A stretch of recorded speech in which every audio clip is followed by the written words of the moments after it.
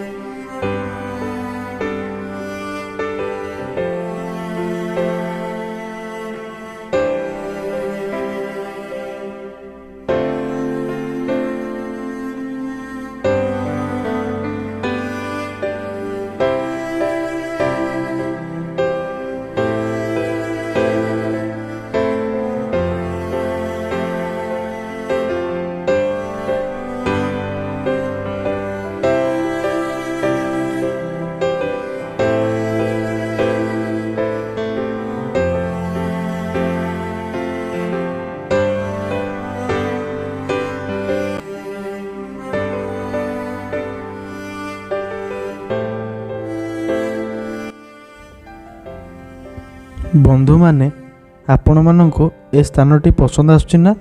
ମୋତେ ବି ବହୁତ ପସନ୍ଦ ଆସୁଛି। ତେଣୁ ମୁଁ ଆଶା କରୁଛି ଆପଣମାନେ ଏ ଭିଡ଼ିଓଟି ଦେଖି ସାରିଲା ପରେ ନିଶ୍ଚୟ ଏଠାକୁ ଥରେ ବୁଲିବାକୁ ଆସିବେ।